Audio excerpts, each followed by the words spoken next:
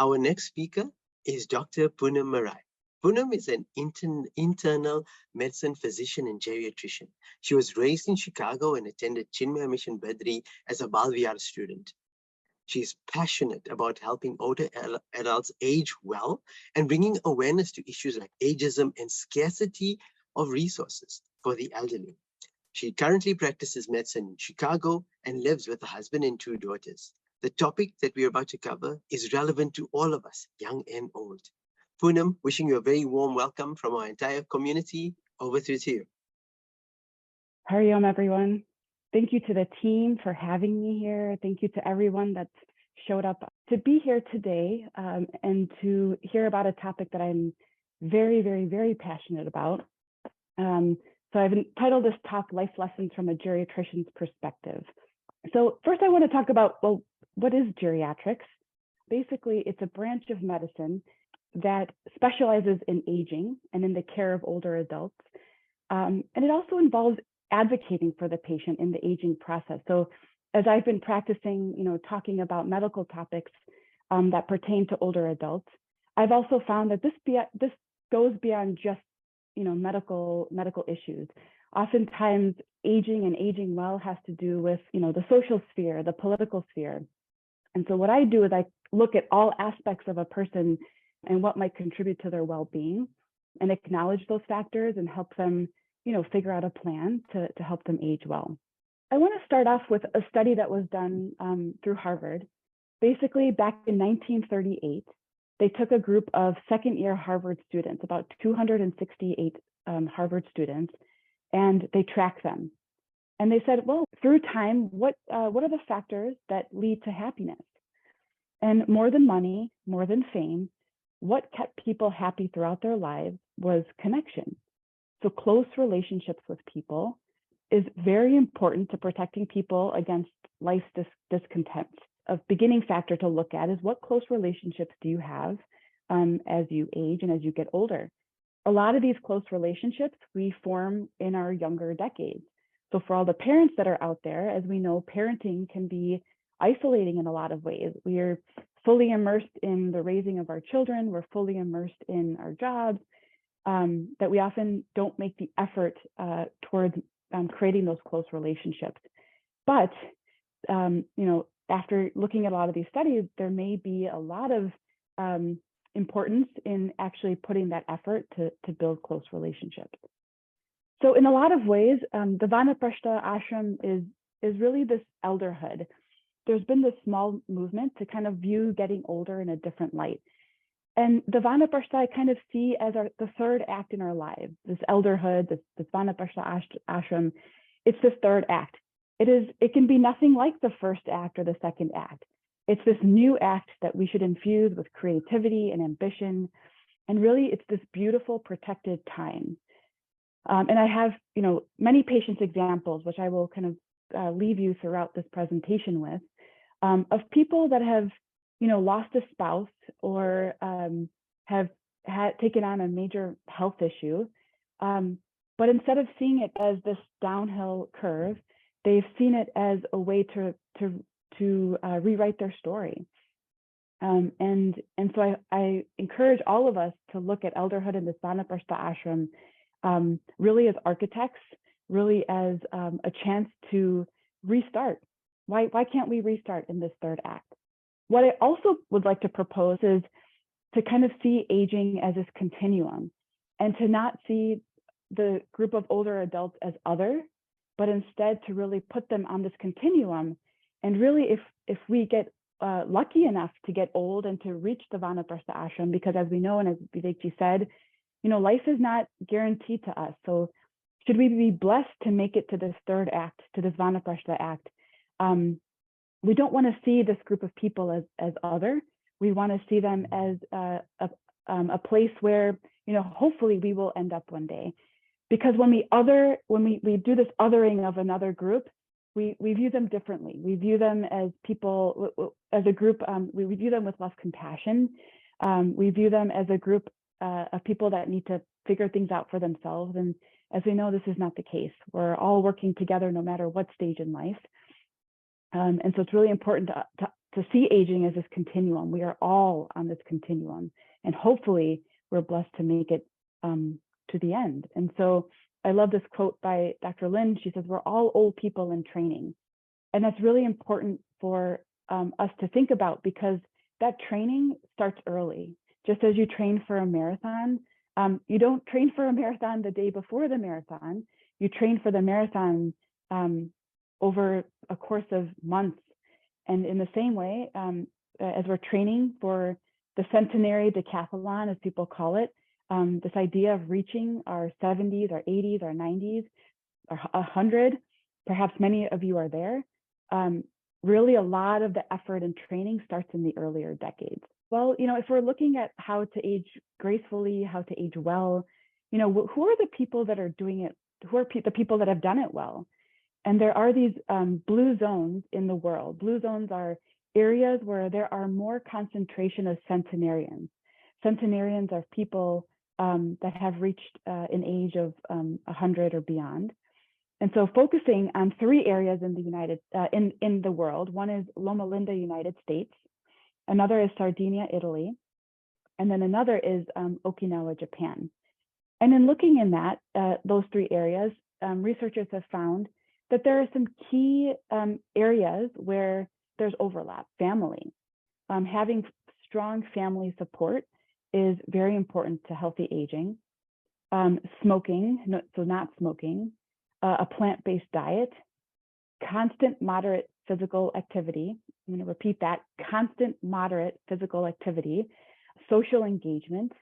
So this idea of isolation and feeling lonely is a big part of addressing in terms of successful aging. We found that those that feel more isolated tend to have poor outcomes. And then just the types of foods, like including things in our diet like legumes, are actually quite important. And then there are certain aspects that are just unique to these different, Loma Linda, Japan, and Italy, in terms of what people are eating and drinking. But again, focusing on that middle of social connection, of eating healthy and exercise. If we kind of simmer this down to what are the key points, here's really the recipe of success. It is eating a healthy diet, which, the South Asian diet, I would not consider healthy. There are aspects that are healthy, but there are certainly areas where one can improve when it comes to nutrition. Exercise, at least 150 minutes of moderate aerobic activity. So that's basically, brisk walking or activity where you feel a little bit winded. To some degree, there are genetics. If you have family history of parents or grandparents that have lived longer, you may have just certain genetics that you're predisposed to that, that allow you to live longer. There are certain habits that are definitely anti-longevity. So smoking and increased alcohol are not conducive to longevity. Having access to healthcare. Certainly there are people that don't want to enter the healthcare system, and I don't blame you. The healthcare system is a very confusing, oftentimes broken system, but having access to healthcare when you need it to focus on prevention and emergencies is important to longevity. And then social connection is very important as well. And I want to introduce at this point in the presentation 2 terms. We've heard of resilience. When there are shocks in your life, the people that come out of those shocks and that are the same, we call them resilient.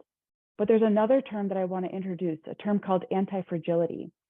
And these are people that there are shocks in their lives, and that shock might be losing a job, it might be losing a partner, it might be a new illness. But anti-fragility is a term where you experience the shock and you actually come out stronger. And I want to encourage everyone to find ways to, yes, be resilient, but to take it one step further and to practice anti-fragility, to practice this idea of coming stronger out of a challenge. So, what issues are older parents up against? Heart disease. So as you live, the passage of blood through our heart vessels cause, coronary artery disease, cancer, respiratory issues, cognitive issues, including Alzheimer's, osteoporosis, or the thinning of the bones, especially with females, that as hormones change, It affects our bone health. Diabetes, which is particularly prevalent in the South Asian community. Different types of viruses out there, influenza, but COVID and other respiratory illnesses, pneumonia, falls, obesity, depression, and then just sensory issues that affect us. So dental issues, vision changes, hearing changes. What I want to pay specific attention to is cognitive loss. And I want to put special emphasis on this because there are certainly things that you can do in your earlier decades to help slow cognitive loss, but also there's a lot of stigma around dementia in South Asian communities, and understanding what dementia is and bringing this to the forefront and actually talking about it actually brings resources to a patient that may be experiencing dementia, can help bring ideas and treatment. And so us talking about it more amongst ourselves and amongst our community is one way to actually battle cognitive loss. So this is really a topic in and of itself, but just some important signs to know when it comes to dementia, especially because it's under-recognized. Again, in the South Asian community, there's a lot of stigma, so we tend to hide some of these issues. But dementia is not just memory loss. It's actually a very complex cognitive process. So there may be one of these things, many of these things, and it doesn't have to be just memory issues. So in dementia, these are 10 signs of dementia. You might see poor or decreased judgment. So people may be, spending money in different ways, not paying their bills on time. There may be difficulty doing very familiar tasks. Tasks may range from, from driving to organizing finances.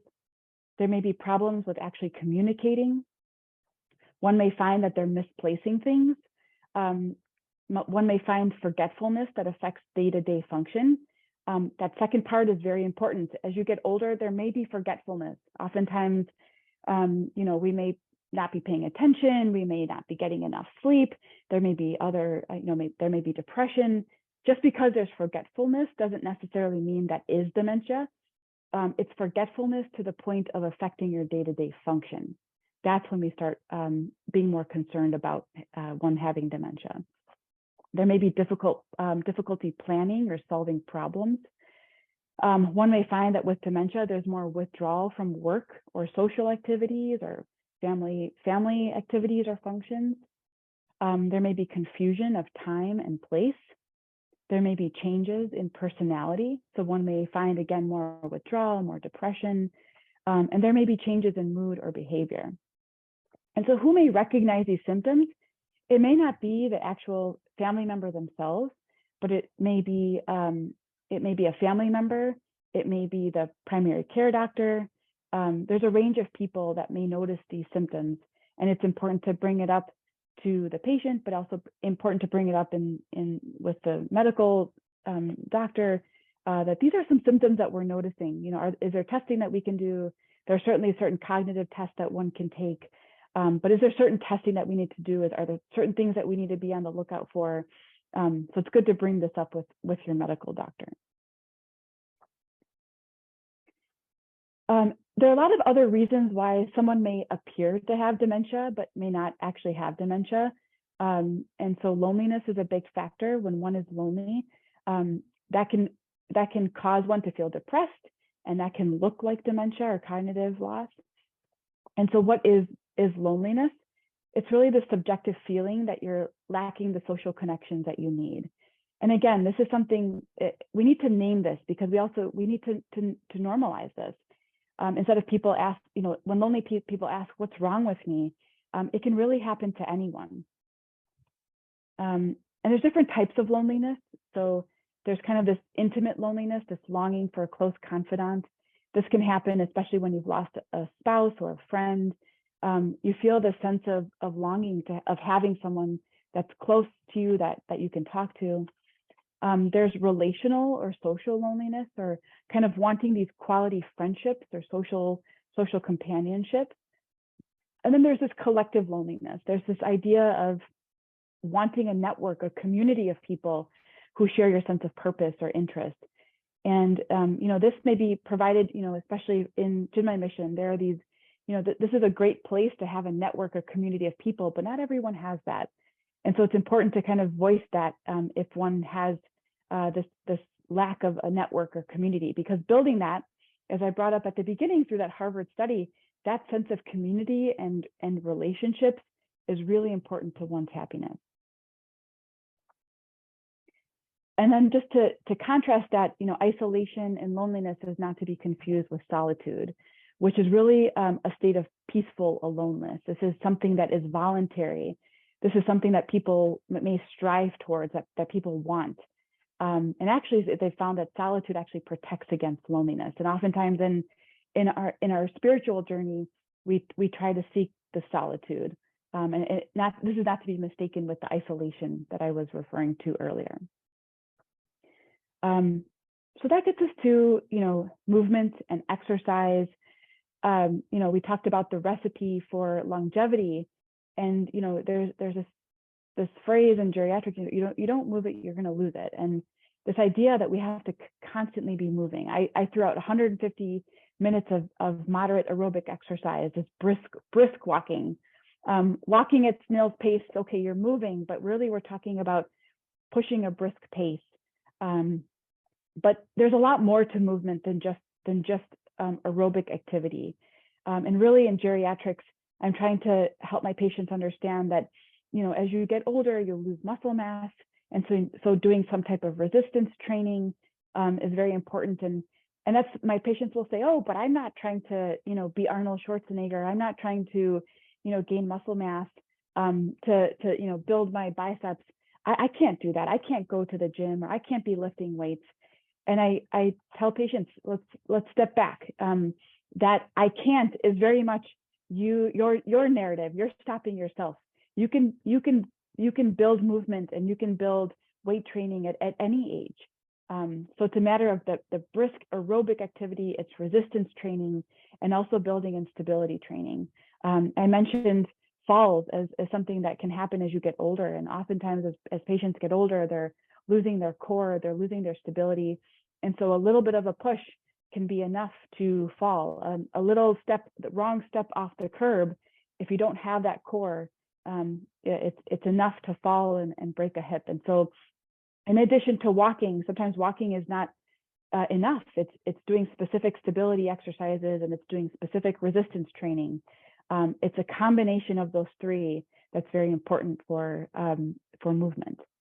And so I always like to ask my patients, what do you want to be doing at the age of 90 or 100? Let's start there.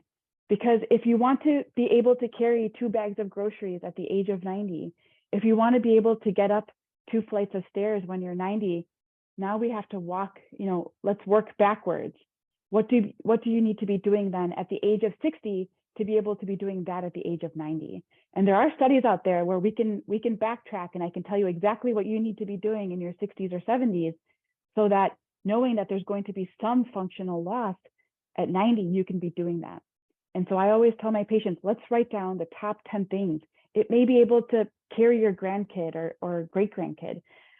It may be being able to get in and out of a car unassisted. Whatever those top 10 things you want to be doing, let's list them now. Let's work backwards. And I will say, the more time we have, the better. So if there are parents out there that are in their 30s, 40s, you guys are at the greatest advantage, because you have many, many decades to be working on building that centenarian decathlon, to be able to build up those things that you need to be doing, so that at the age of 90 or 100, should you be lucky to make it to that point, that you'll be able to be doing those things. And not only that, oftentimes the movement, this is just setting a great example to the people around us. It's difficult when you're a parent, you're in that sandwich generation of taking care of young kids, and also maybe caring for older adults. It's hard to find the time and the space to be able to focus on movement. But there's studies that show that when parents move, the kids get inspired and they move too. So not only are you doing this for yourself, but you're also setting up your kids with great role models.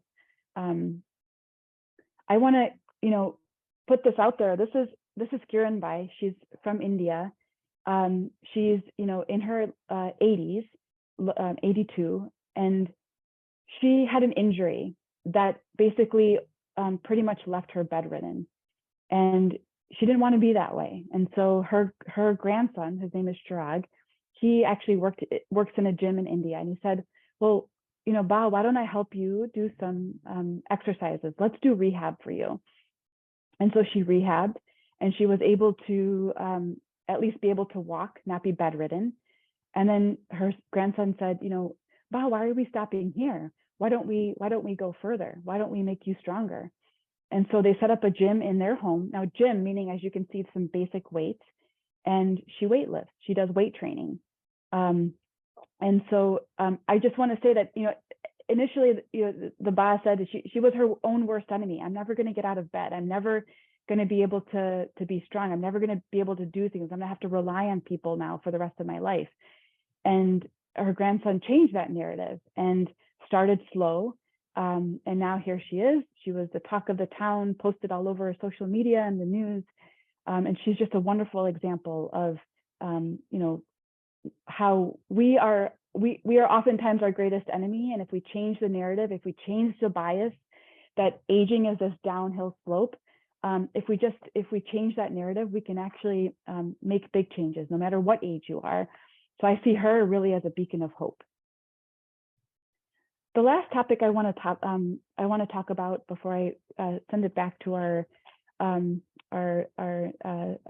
for the group breakouts is advanced care planning. As Vivekji mentioned, all of us are cooking. All of us, if there's one truth, if there's one thing as a physician that I can tell you, that 100% with 100% certainty is that you are going to die. And so with this fact, instead of it being a surprise, I encourage all of us to face it head on and plan. In the medical system, the default is often at end of life to do everything. So if you end up in the hospital at end of life, we in the medical field are going to do everything possible because that is the default. That is what the system does. If there are certain things that you want to be doing that is not the default, then you have to put that down on paper. And part of that is understanding, what are things that you want? It's understanding what your value system is. Do you want things like chest compressions and shocks, CPR? Do you want all of that done at your end of life? Or do you want to be kept comfortable, pain-free at home? And not only do you need to figure that out, you need to have those discussions with your loved ones, because in the time of need, you will not be the one that's making those decisions. It'll be your healthcare power of attorneys. It'll be the people that are legally in the legal system are the ones that are going to be making these decisions. So we need to have these discussions about death and dying with our loved ones. So there are different documents out there.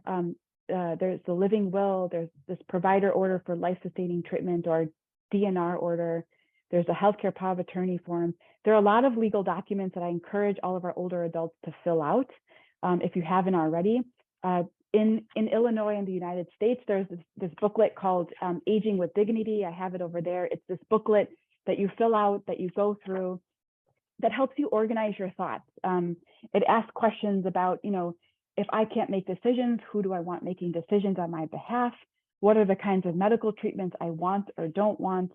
My wish for how comfortable I want to be when I'm dying, my wish for how I want people to treat me when I'm dying, and my wish for what I want my loved ones to know when I'm dying.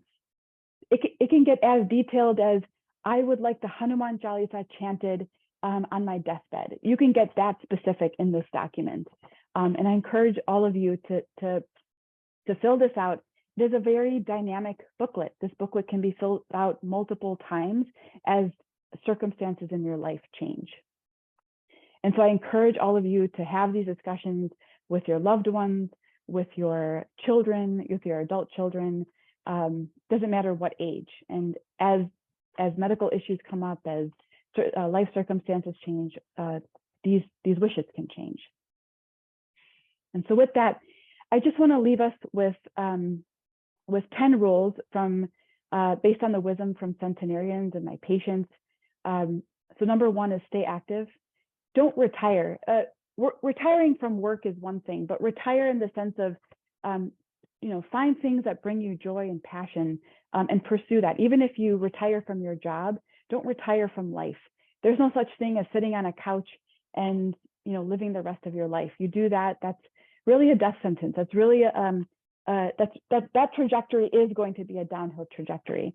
Stay active, yet take it slow. Our society very much values efficiency and do. Take the time to enjoy life, to take it slow, to be out in nature, to observe things. Don't fill your stomach. There's this idea in the Japanese culture of hara hachibu, this idea of don't eat until you're full, until your stomach is going to burst. Rather, go to 80%.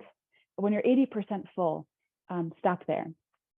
Surround yourself with good friends, get in shape and move. We've already talked about smile. Don't deny the things that aren't so great, but we should never forget that it's a privilege to be here now in a world that's so full of possibilities. Reconnect with nature, give thanks, live in the moment. And what I would say is probably one of the top 10, very important in these top 10 rules is follow your passion, what the Japanese called ikigai. Follow your passion. Figure out what is your reason to get up each morning. If you don't know and you're 80, no problem. There are a lot of in the Japanese culture, there are a lot of people, and there's elders in their 70s who feel like they've just begun to do a craft or something that brings them purpose that they hope to perfect in their 80s. And so I don't care what age you are, find what is your passion, what is your reason to get up each morning. And so I want to leave you with hope, but I will say you need a plan. Aging is a very intentional process. It is something that you have to see as an art, that you have to infuse with creativity, that you have to craft. Craft the life you want and then implement it, no matter what age. Be creative. Ask what friends are doing. This is the whole point of a society of connection. Ask your friends, how have you hacked the cooking process, or how have you hacked, what are the tips and tactics that your friends have used, and implement if they're solid tips. And then ask for help. Ask your partner or children for help. You are not alone in this process. Believe it or not, if you have tension with your adult kids or with your partner, deep down, everyone is here with the same purpose to get through life. Find those commonalities, ask for help. You are not alone in this process. And so with that, I'll send it back to the moderator.